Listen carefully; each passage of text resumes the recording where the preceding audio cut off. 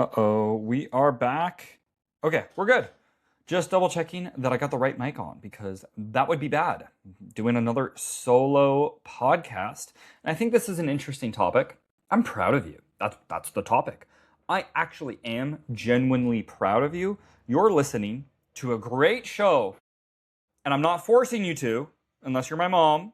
But no, in reality, I'm not forcing anyone to listen to it. And there's a rawness to this that no one is actually coming to tell you that they're proud of you.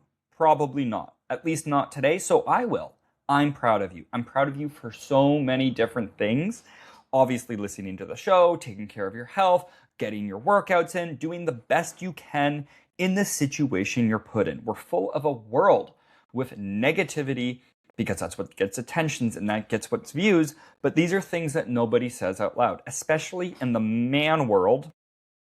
The last time a man has ever said to another man, "Hey, I'm proud of you," is very rare. I don't think I've ever had too many guy friends say that to me ever, if any, which is fine. I'm not asking for that.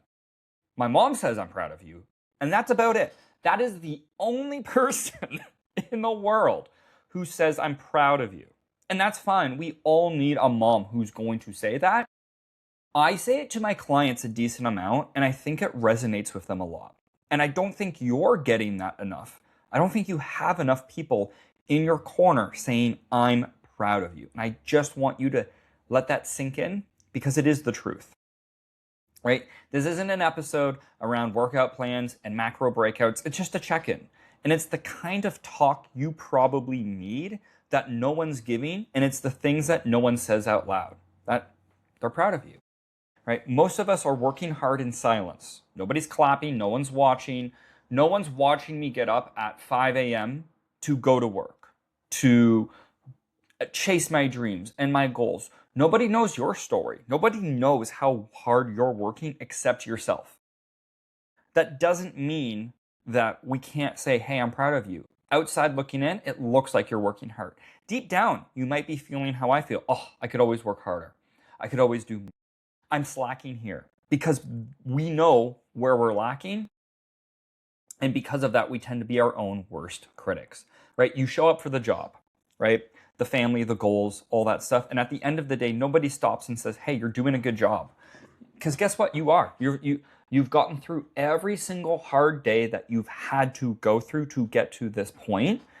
And that's the reality check, right? Especially with adults. You never get applause. As a child, of course you get applause. "Hey, I'm so proud of you, sweetie." And it can feel condescending when somebody says, "I'm proud of you," too often, especially for things that you don't feel that you should be proud on. But today, you don't need to feel that way. Someone noticed, I noticed, and I'm proud of you. Again, for listening to the show.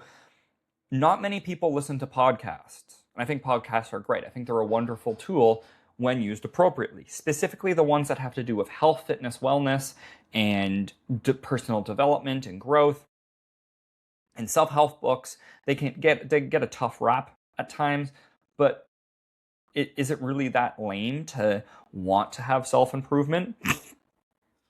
Is it lame to ask that you want help or that you need help or that you have a problem and you're unsure of what to do with it? Well, today you're getting the permission feel good about yourself. A lot of us have self-doubt and imposter syndrome, and that's completely normal. That noise in your head of you're behind, that you're not enough, that other people have figured it out. That's okay. That's normal noise. We all have that. And I think once you realize that we all have self-doubt, it's perfectly fine.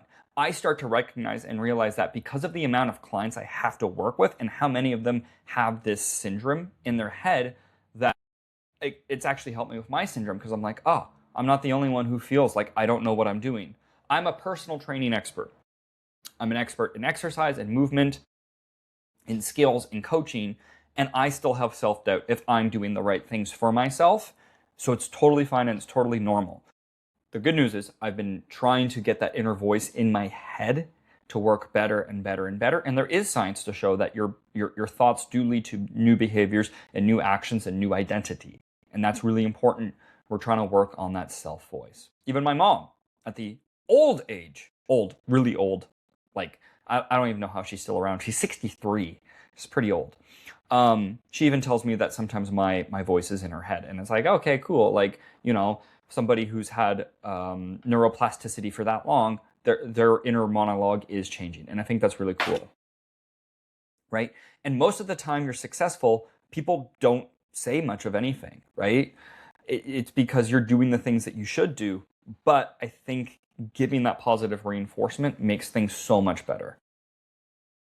It's not a sign that you're failing if you have imposter syndrome. It's often a sign that you care and that you're pushing into new territory, and you care about what you're trying to do. You care about looking good or looking strong or look like you know what you're doing.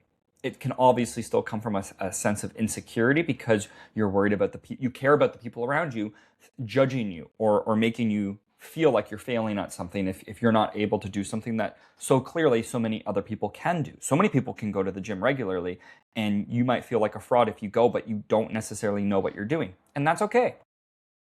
It doesn't make you a fraud. It just makes you human. These are human emotions, and it's totally normal to lean into it, and it's valid. It's very valid to feel imposter syndrome, and I'm proud of you because you're going through that, and that's your opportunity for growth. It just means you're growing. That's all it really means. And you're not perfect, and that is the point. I'm not perfect. I've been somewhat inconsistent with the podcast the last little bit. I do have my mom who's saying how proud she is of me, and that alone helps me just continue. I'll bet you $1,000 after this episode, she's going to shoot me a text. I'm proud of you. I'm proud of you. And it's a yes, I get it. I get it. It's nice to hear it from somebody who's not necessarily your mom, but maybe your peer or a close friend, because it is nice to hear it from different people. And so that's me saying, I'm proud of you. You're not perfect, and that's the point. The perfectionism is a trap. It actually keeps you stuck with where you're at because the right time never comes. You've skipped workouts. Who hasn't? You've ate off plan. Who hasn't? You've had a lazy weekend, a lazy week, a lazy month. Who hasn't? Right? You're a person, not a machine. The goal is not to be perfect. It never was to be perfect. The goal is to keep going. Life, the goal is to just keep going. It's a finite game. The point is to keep playing. In a sense, it's an infinite game, but it's really finite. The goal of life is to keep living. The goal of working out is to keep working out. One bad day will not get rid of your progress. The consistency is what beats time and time and time again. You just need to not quit. As long as you don't quit, you've actually won. If you've quit, you've lost. That's how binary I can make it. And we need to celebrate these small wins. You've made it to the gym today. For so many people, I bet you 80 to 90% of the people that went to the gym today, that was a massive win. Oh my God, I got to the gym. I only get to the gym once or twice a week. This was a bonus one. That's phenomenal. You're listening to a growth-minded podcast. That's a great choice. That's intention. You went to the gym even once this week, it still counts. It's 1,000 billion times more than zero because anything multiplied by zero is zero. So just going once means you're infinitely better than zero. You got your steps in, you moved your body, you drank more water, you got out in nature, you went to bed earlier. And these are things that no one necessarily told you to do it, but you did it, and I'm proud of you for doing these small actions. We sometimes only congratulate on huge milestones and only feel proud about that, but it's important to achieve these small victories, right? It shows up and it compounds. And there's self-awareness, and then there's action, and you combine it together, and that's everything, right? And that's what separates you from a different version of you. You know what you should be doing. But when you actually do something about it, that's everything. A lot of people have one and without the other. They know what they should do, but they never act. And some act blindly, not knowing what they're doing, and they're probably going in moderate circles. You're doing both. You're acting, and you're self-aware that you need to be acting. And that's a rare combination. And that is why you will get there. It might take you long, and it's not a race, but you're getting there. And you're not lost, you're in motion. Give yourself credit. Again, this whole podcast was just around a pep talk to keep you motivated. I hope this inspires you to do something later today, later this week. Write it down, schedule it in, get on your phone and be like, I'm going to the gym tomorrow, right? Remind yourself that you don't need to overhaul your life in one go. Just keep showing up. You're doing better than you think. That's pretty much it. That's all I wanted to talk about. I'm proud of you. Till next time.